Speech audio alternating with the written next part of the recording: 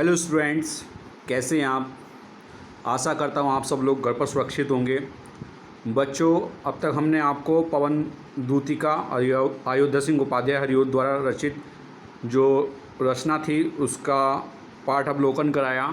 आज आपको जो है पद्यांश करवाए जाएंगे। तो सबसे पहला पद्यांश मैं लेकर आया हूँ आपके लिए, उसके संबंधित जो भी प्रश्न उत्तर हैं वो आपको कराए जाएंगे। तो पहला पद्यांश है, पहले पद्यांश पढ़ लेते हैं एक बार।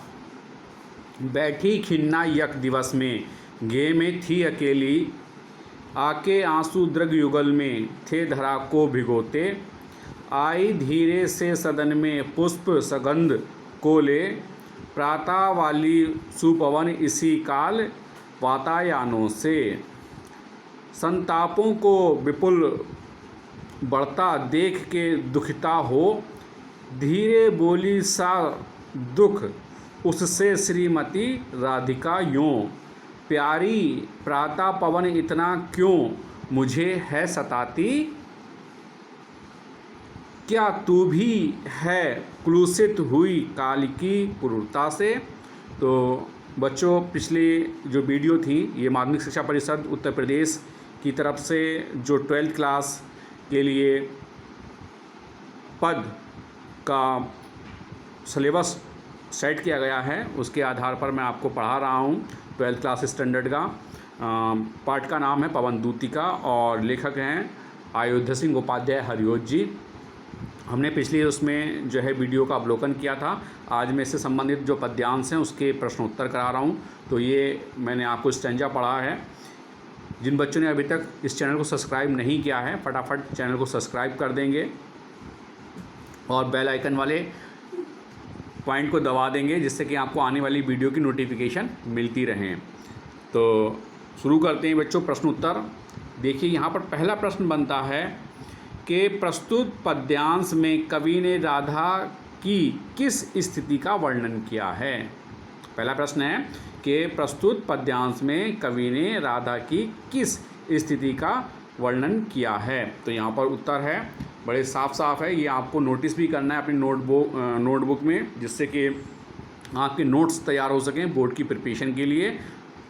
तो पहला प्रश्न का उत्तर है, प्रस्तुत पद्यांश में कवि ने विरह अवस्था के कारण दुखी नायिका का वर्णन किया है, जिसके नैनों से अश्रुओं की धारा बह रही है तथा मन को हर्षित एवं आनंदित करने वाली प्रातःकालीन पवन भी नायिका को दुखी करती है।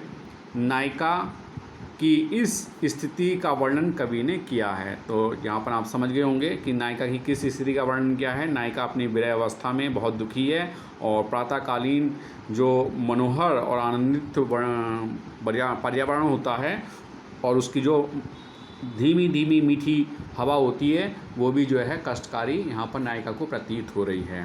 तो ये था पहले प्रश्न का उत्तर। दूसरे प्रश्न की बात करते हैं। देखिए दूसरा प्रश्न है आपका, नायिका ने पवन को क्रूर क्यों कहा। प्रश्न है, नायिका ने पवन को क्रूर क्यों कहा।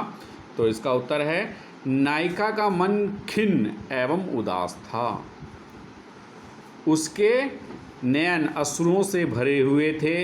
नायिका की इस दैन्य दशा में प्रातःकालीन पवन जब सभी में उमंग और उत्साह का संचार कर रही थी तब वह नायिका के लिए हृदय विदारक बनकर उसके दुख को बढ़ा रही थी। इसीलिए नायिका ने उसे क्रूर कहा क्योंकि वो उसके दुख में बढ़ोतरी कर रही थी, ना कि उसके दुखों को कम कर रही थी। इसलिए उसने जो है पवन को क्रूर कहा। अब बात करते हैं तीसरे प्रश्न की। तीसरा प्रश्न है बच्चों, नायिका ने पवन से क्या कहा।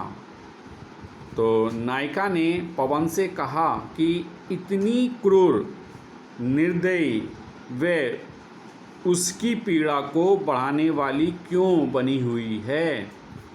क्या वह भी उसी के समान किसी पीड़ा से व्यथित है।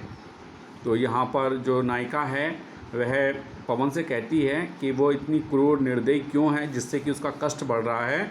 क्या तुझे भी किसी प्रकार का कोई कष्ट है जिससे तू इतनी ज़्यादा मेरे को भी कष्ट दे रही है। तो ये था आपका तीसरे प्रश्न का उत्तर। अब बात करते हैं चौथा प्रश्न, प्रस्तुत पद्यांश की रस योजना पर प्रकाश डालिए। तो रस योजना है, प्रस्तुत पद्यांश में वियोग श्रृंगार रस है। अगर रस की बात करें तो यहाँ पर वियोग श्रृंगार है। यहाँ राधा श्री कृष्ण के प्रेम में वियोग में डूबी हुई हैं। इस पद्यांश में कवि ने नायिका की विरह अवस्था का वर्णन किया है। तो यहाँ पर वियोग श्रृंगार रस है। एक प्रश्न और बनता है बच्चों यहाँ पर, पांचवा प्रश्न। वह प्रश्न क्या है देखिए, सद्गंध व क्रूर शब्दों के विपरार्थक शब्द लिखिए। तो सगंध और क्रूर शब्द के जो विपरार्थक यानी कि इनके विपरीत जो उल्टे शब्द होते हैं उनको लिखना है। तो पहला शब्द है सगंध, और सगंध का होता है, सगंध माने होता है खुशबू या अच्छी गंध, और उसका जो विपरार्थक होता है वो होता है दुगंध अर्थात बदबू, ठीक है, बुरी गंध। फिर क्रूर का मतलब होता है कठोर, और उसका जो विपरार्थक शब्द है वो है दयालु अर्थात बहुत ही काइंडलेस। ये इसका हो गया काइंडलेस, ये हो गया काइंडनेस, ठीक। तो क्रूर और दयालु।